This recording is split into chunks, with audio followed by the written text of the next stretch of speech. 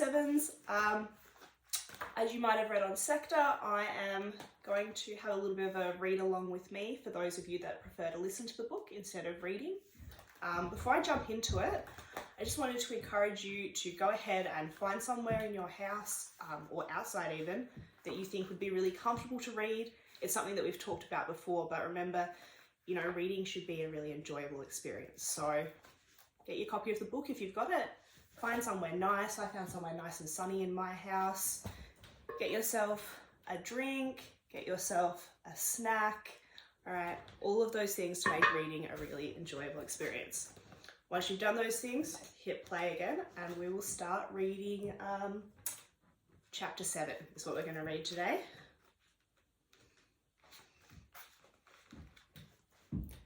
Chapter 7. Next morning, it was still dark when Colin woke. Perfect, he thought. Best to make an early start when you're going to see the Queen.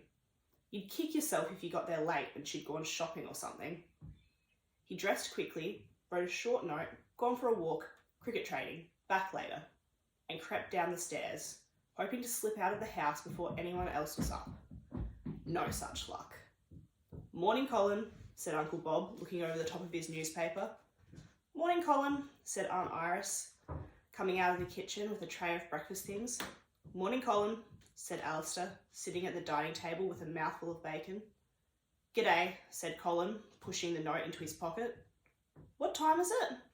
His watch said 6:30, but it had been running a bit crook ever since Arnie Strachan dropped it in a pineapple yogurt. 8:14, said Uncle Bob. Why is it so dark outside? Asked Colin. Don't talk to me about it dark, said Uncle Bob. This country's like a coal mine in winter. You slept well? Said Auntie Iris. Alistair, chew your food. Colin looked out the window and saw that it was just getting light. He'd have to hurry. Afraid we're going to have to leave you on your own today, said Auntie Iris. Alistair's coming to work with me so I can take him to the doctor's at lunchtime. I'm sickening for something, said Alistair, shoveling a whole fried egg into his mouth.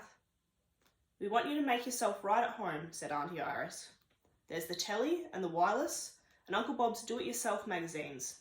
The important thing is relax and take your mind completely off, you know, things. Thanks, said Colin. I've got heaps to keep me occupied. Colin rubbed a peephole in the misted-up front room window and watched the little car chug away in a cloud of white exhaust. He counted to 10. Then he ran upstairs, hauled on his other 3 jumpers, slammed the front door behind him and sprinted down the street. He'd seen the underground station as they'd approached the house the evening before, and he didn't stop running till he reached it. He hurried down the steps, lungs raw in the icy air, and bought a ticket and a map of London. The train arrived, and it was as crowded as Alistair had said. Hundreds of people jammed into every carriage. Colin squeezed in and felt the sliding doors brush his shoulders as they closed behind him. At the next station, even more people crushed in, and more at the next. Colin's feet were barely touching the ground.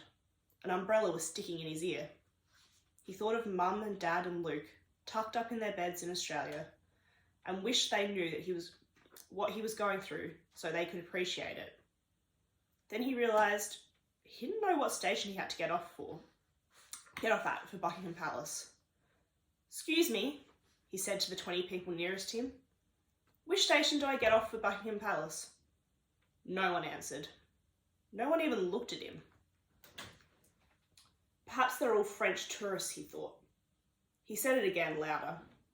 The 20 people nearest to him all stared intently into the space, which wasn't easy, as the only space on the train was up near the ceiling. Colin decided to look at his map. 3 stations later, he'd managed to get it out of his pocket.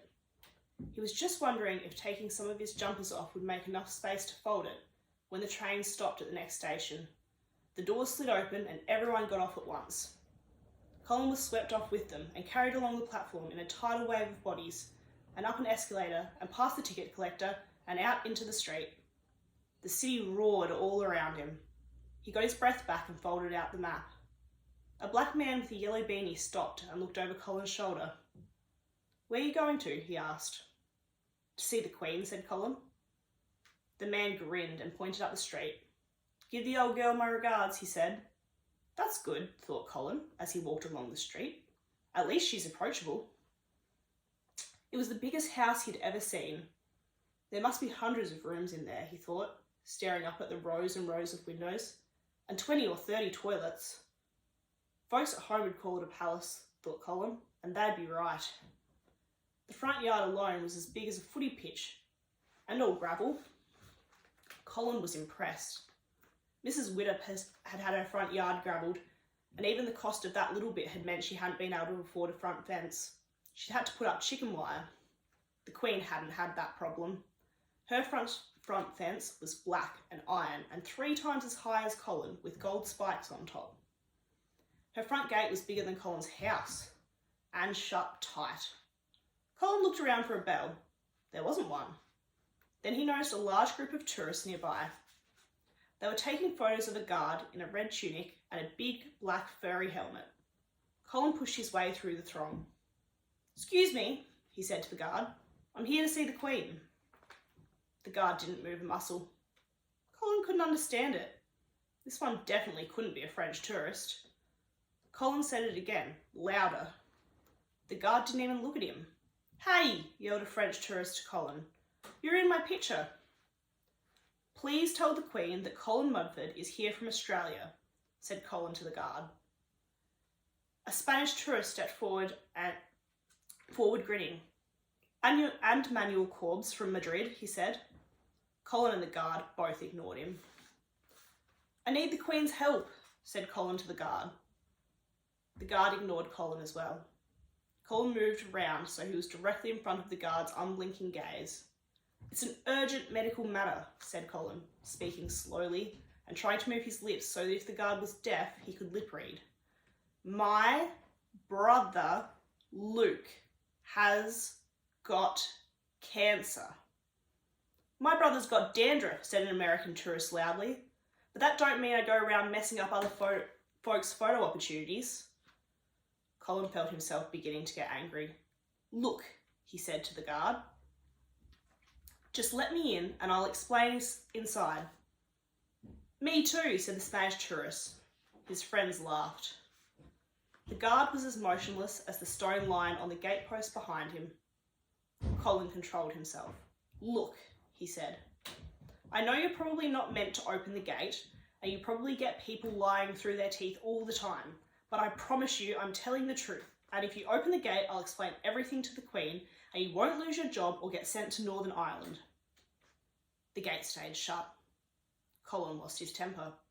"You'd better open that gate," he yelled at the guard, "because when the Queen finds out you've kept a kid with cancer waiting, she's going to do you." A hand dropped onto Colin's shoulder. He spun round and found himself face to face with the shiny buttons of a policeman. "All right," said the policeman, "break it up. Come on, move along. You lot are never satisfied. We put a guardsman out here to stop you sticking your cameras through the railings and dropping them.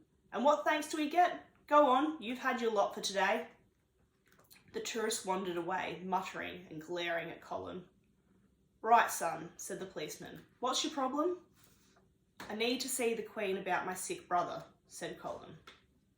The policeman gave a hollow laugh. "Oh, really? Well, I suggest you ring her up and have a chat about it. If I see you hanging around here again, you'll be the one who's feeling sick." The first phone box didn't have a phone. The second one had a phone, but no receiver. The third one had a phone and a receiver, but all that was left of the phone books was a pile of ash on the floor, and the coin slot was clogged up with bubblegum. Colin looked at it and felt like crying. It had taken him an hour to find these 3 phone boxes. He'd walked miles. He had a headache from the roaring traffic and his mouth tasted as though he'd been sucking an exhaust pipe. He didn't cry. Instead, he crossed the road to a large and very posh hotel. He went up to a large and very posh doorman in a green and gold uniform. "Can I use your phone, please?" he said. "Are you a guest at this hotel, sir?" asked the doorman, glancing down at Colin's elastic-sided boots. One of them was even more scuffed than usual, where he'd kicked the 3rd phone box. "Look," said Colin, "I'll give you £10 if I can use your phone." He held out one of Mum's brown £10 notes. Dorman took the £10, folded it up very small, tucked it firmly into Colin's shirt pocket, and directed him to a phone box that worked in a quiet street around the corner. Colin ran to the box and pulled the door open. There was a phone, with a receiver and phone books. He started hunting through them. Q for Queen, nothing. P for Palace, nothing. R for Royal Family, nothing. B for Buckingham? Someone had torn out all the pages up to Carruthers. He rang the operator. "Have you got a number for the Queen, please?" he asked.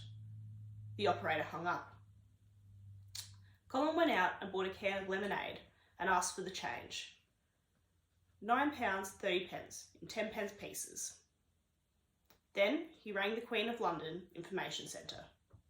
The House of Parliament, the Home Office, the Times, the London Transport Information Centre, and Harrods. Nobody would tell him the Queen's telephone number. He carried on ringing. The Victoria and Albert Museum, the Royal Albert Hall, the Royal Festival Hall, the Royal Opera House, Covent Garden, and the Royal Fish Bar, Peckham. The man in the Royal Fish Bar gave him the number of a man who used to deliver fish to Buckingham Palace. The man who used to deliver fish to Buckingham Palace gave him the number of the man in charge of catering at Buckingham Palace. The man in charge of catering at Buckingham Palace gave him the number of the Public Relations Office at Buckingham Palace. Colin dialed the number. He asked the man who answered if the Queen could come to the phone, and the man said that all communications with the palace had to be in writing and that troublemakers would be prosecuted. Then he hung up. That night, Colin helped Auntie Iris dry up the tea things and then sat down and wrote the Queen a letter. "Dear Your Majesty the Queen, I need to speak to you urgently about my brother Luke. He's got cancer and the doctors in Australia are being really slack. If I could borrow your top doctor for a few days, I know he or she would fix things up in no time. Of course, Mum and Dad would pay his or her fares, even if it meant selling the car or getting a loan. Please contact me at the above address urgently.